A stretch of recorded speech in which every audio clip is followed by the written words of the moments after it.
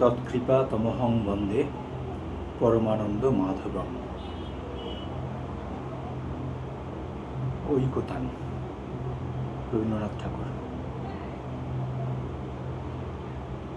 এই কবিতাটি পড়বার ইচ্ছা আমার অনেক দিনের। শুধু যে নিজের জন্য পড়ছি বা পড়তে চাইছি তা নয়, এরকম ভাবে বলা যায়। বা যেমন রবীন্দ্রনাথের মহুয়া কাব্যগ্রন্থের নামপত্রে এরকম লেখা আছে: সুধায়না কবে কোন গান, কাহারে করিয়াছিল দান, পথের ধুলার পরে পড়ে আছে তারই তরে, যে তাহারে দিতে পারে মান। তুমি কি শুনেছ মোর বাণী, হৃদয়ে লয়েছ তারে টানি, জানি না তোমার নাম, তোমার এই সঁপিলাম আমার ধ্যানের ধনখানি। তাহলে এরকম কোনো কথা রবীন্দ্রনাথের মনে হয়েছিল যে অনেক দিন পরের কোনো পাঠক বা পাঠিকার জন্য তাকে এই কথাগুলি লিখতে বলতে হয়েছিল। অর্থাৎ ঋষি প্রতিম কেউ যখন কিছু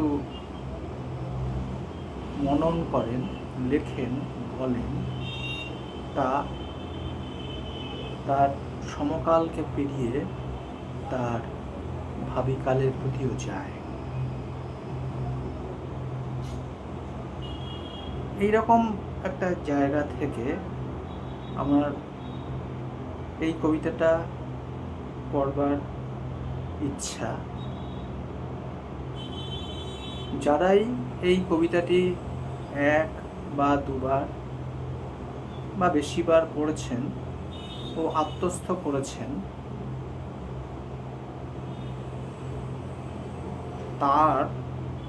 তাদের এরকম কথা মনে হতে পারে যে এর পরেও কেউ যদি কোনো, ধরা যাক, কবিতায় লেখেন, তাহলে আর সেটা শখের কবিতা হবে না, তাহলে তার আন্তরিক লেখাই হবে।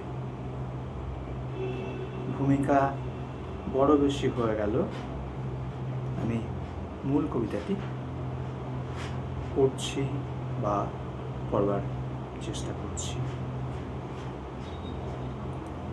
ঐকতান। বিপুলা এ পৃথিবীর কতটুকু জানি, দেশে দেশে কত না নগর রাজধানী, মানুষের কত কীর্তি, কত নদী গিরি সিন্ধু মরু, কত না অজানা জীব, কত না অপরিচিত তরু রয়ে গেল অগোচরে। বিশাল বিশ্বের আয়োজন, মন মোর জুড়ে থাকে অতি ক্ষুদ্র তারই এক কোণ। সেই ক্ষোভে পরিগ্রন্থ ভ্রমণ বৃত্তান্ত আছে যাহে, অক্ষয় উৎসাহে যেথা পাই চিত্রময়ী বর্ণনার বাণী কুড়াইয়া আনি। জ্ঞানের দীনতা এই আপনার মনে, পূরণ করিয়া লই যত পারি ভিক্ষালব্ধ ধনে। আমি পৃথিবীর কবি, যেথা তার যত উঠে ধ্বনি, আমার বাঁশির সুরে সারা তার জাগিবে তখনই। এই স্বরসাধনায় পৌঁছিল না বহুতর ডাক, রয়ে গেছে ফাঁক কল্পনায় অনুমানে ধরিত্রীর মহা একতান, কত না নিস্তব্ধ ক্ষণে পূর্ণ করিয়াছে মোর প্রাণ। দুর্গম তুষারগিরি অসীম নিঃশব্দ নীলিমায় অশ্রুত যে গান গায়, আমার অন্তরে বারবার পাঠাইছে নিমন্ত্রণ তার। দক্ষিণ মেরুর ঊর্ধ্বে যে অজ্ঞাত তারা, মহাজন শূন্যতায় রাত্রি তার করিতেছে সারা।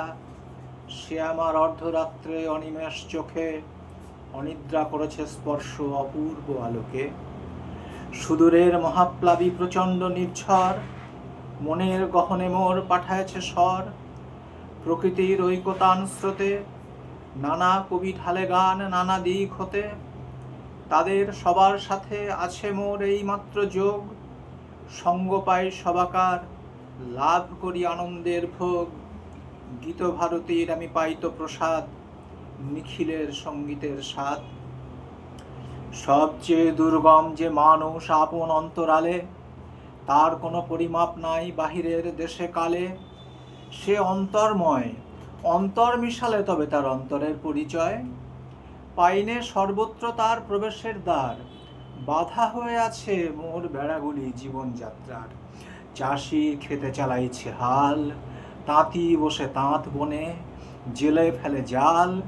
বহুদূর প্রসারিত এদের বিচিত্র কর্মভার, তারই পরে ভর দিয়ে চলিতেছে সমস্ত সংসার। অতি ক্ষুদ্র অংশে তার সম্মানের চিরনির্বাসনে, সমাজের উচ্চ মঞ্চে বসেছি সংকীর্ণ বাতায়নে।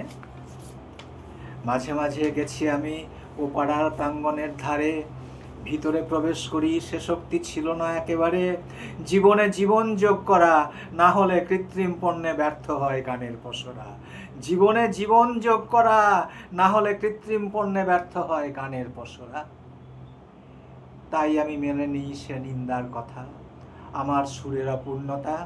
আমার কবিতা জানি আমি, গেলেও বিচিত্র পথে হয় নাই সে সর্বত্রগামী। কৃষাণের জীবনের শরিক যে জন, কর্মেও কথায় সত্য আত্মীয়তা করেছে অর্জন। যে আছে মাটির কাছাকাছি, সে কবির বাণী লাগি কান পেতে আছে। সাহিত্যের আনন্দের ভোজে নিজে যা পারি না দিতে, নিত্য আমি থাকি তারই খোঁজে। সেটা সত্য হোক, শুধু ভঙ্গি দিয়ে যেন না ভোলায় চোখ। সত্য মূল্য না দিয়েই সাহিত্যের খ্যাতি করা চুরি, ভালো নয়, ভালো নয়, নকল সে শৌখিন মজদুরি। সেটা সত্য হোক, শুধু ভঙ্গি দিয়ে যেন না ভোলায় চোখ। সত্য মূল্য না দিয়েই সাহিত্যের খ্যাতি করা চুরি, ভালো নয়, ভালো নয়, নকল সে শৌখিন মজদুরি।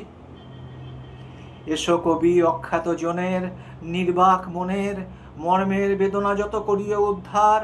প্রাণহীন এ দেশেতে গানহীন যেথা চারিধার, অবজ্ঞার তাপে শুষ্ক নিরানন্দ সেই মরুভূমি, রসে পূর্ণ করি দাও তুমি। অন্তরে যে উৎস তার আছে আপনারই, তাই তুমি দাও তো উদ্বাড়ি। সাহিত্যের ঐকতান সঙ্গীত সভায় এক তারা যাহাদের, তারাও সম্মান যেন পায়।